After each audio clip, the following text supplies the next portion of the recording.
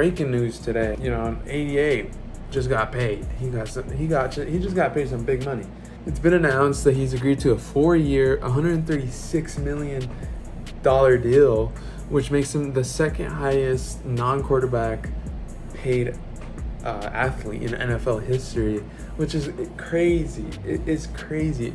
It feels like these numbers are just being made up. It literally doesn't feel like, I don't know, if the NFL just feels, it's a grown man's kid league, with how they're just throwing out these numbers.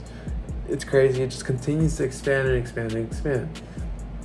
The deal includes $38 million signing bonus, the largest ever to be given to a wide receiver, and $100 million are guaranteed, which is crazy.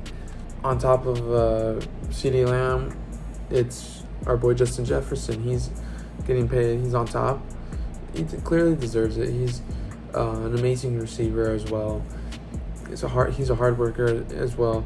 This all comes after a ton of Jerry Jones and CeeDee Lamb drama, as we all heard, or as we all can remember, with the cryptic tweets that Lamb was putting out there after Jerry Jones apparently was saying it's not urgent or important right now to sign the star receiver. And I don't know, Jerry Jones is a very interesting person. He keeps on, having this, he just keeps putting himself ahead of the whole organization.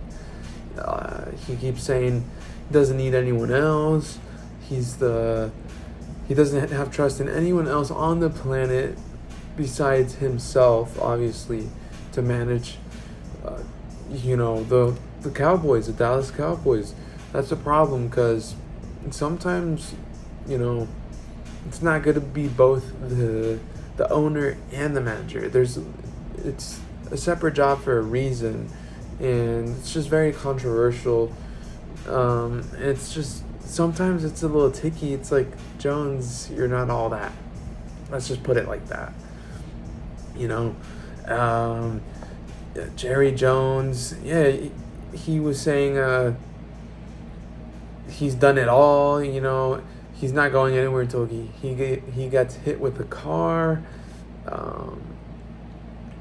and it's just getting out of hand. Jerry Jones, obviously, he's a good businessman. Clearly, bro has all the money in the world, but it's just a little, kind of step off to the side when it comes to the managing side, the GMing, if you'd like to say. Moving forward to some Broncos talk. Well, the Broncos, they've restructured. They've had this player signed for a couple of years now. Both parties have been through thick and thin. And I'm talking about wide receiver Tim Patrick here, who was recently released. And this is only coming after his bounce back season. It's supposed to be a bounce back season, as he hasn't been able to come out of the previous 2 training camps healthy. Tim Patrick, he just caught his first touchdown after more than after let's say more than 500 days. I thought he was a lock on the team. It's pretty shocking that he's being released. He's definitely going to be picked up by another team. He's definitely going to be high quality, high end third receiver, which on the Broncos he was a high quality, pretty reliable, veteran second string receiver, just behind Courtland Sutton. It's just, it comes in shock. But it was kind of expected the Broncos were going to release, they were going to have a shocking release. As, the wide receiver room is absolutely stacked with Denver Broncos. They got my boy Courtland Sutton. They got my boy Josh Reynolds, who was just acquired. They got little Jordan Humphrey, which, honestly, I feel like Tim Patrick is a little better than him. I don't know. David Sills making the team over Tim Patrick. It's a little, like, okay. But I guess in Sean Payton, you trust, a very experienced coach, Super Bowl winner, obviously. You got Michael Bandy, which, I'm listing a couple wide receivers that Tim Patrick clearly is better than, so this is making the move more and more questionable. You also got Marvin Mims. Okay, I mean, it's not like we were going to release Marvin Mims. Brandon Johnson, which had a pretty good final, week 3 preseason game. So I guess all these were little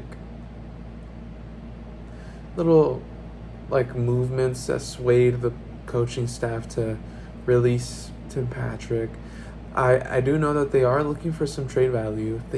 If they are not able to find some trade value, they will release him. And it's kind of, I don't know how to feel about that, because obviously if there's teams out there that want Tim Patrick, and they know that obviously if they can't find a trade, they're gonna just flat out release him. So it's kind of like there's no point in even looking for a trade, if the teams are just gonna be waiting it out. That's just my thoughts on that. And I guess they're gonna take their chances with wide receiver Troy Franklin. Obviously, he has chemistry with Bo Nix. Both of them coming out of Oregon. He was his leading receiver over at Eugene. Troy Franklin, he's been struggling in the training camp. He's been having coaches flat out yell at him. Troy Franklin, he's been, he had some drop problems over at Oregon. It kind of has been those drops have been kind of translating to the training camp. Troy Franklin, also during the second week of preseason, he was nowhere to be seen. It's weird how he's just, non-existent when it comes to the preseason. Where does he go? That's why it was shocking that Tim Patrick was released, because, Troy Franklin hasn't been proving anything. And Sean Payton is known for releasing early draft picks, as in this case, Troy Franklin was a 3rd round pick, I believe so, or late 2nd, early 3rd. I might stand corrected there. Yeah, so a little questionable there. We do have some roster moves, a lot of releases, as the Broncos have till Tuesday, which is, at the time of this recording, tomorrow. They've released D-line Angelo Blackson. They've released wide receiver Philip Dorsett. Inside linebacker Andre Smith. They've waived safety Omar Brown. Cornerback Art Green, which he was doing all right. Final week of the preseason. They've released or waived defensive back Caleb Hayes. They've waived O-line Oliver Jervis. I don't know how, Frank Crum, I believe he's a guard. He might be a tackle, but it's the really tall guy with the blonde long hair. How is he still on the team? How is he not on this waiver wire right now? And we've also waived inside linebacker Alec Mock. I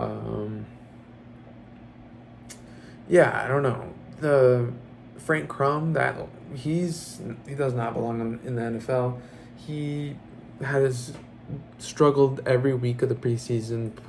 He's put Bo Nix in which it doesn't matter. Whatever play caller is back there, they're always getting rushed or pressured due to Frank Crum. He just keeps getting killed, and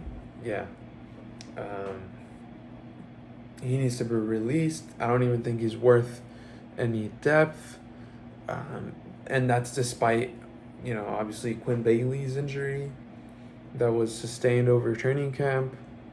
Gruesome injury, by the way. And I just, questionable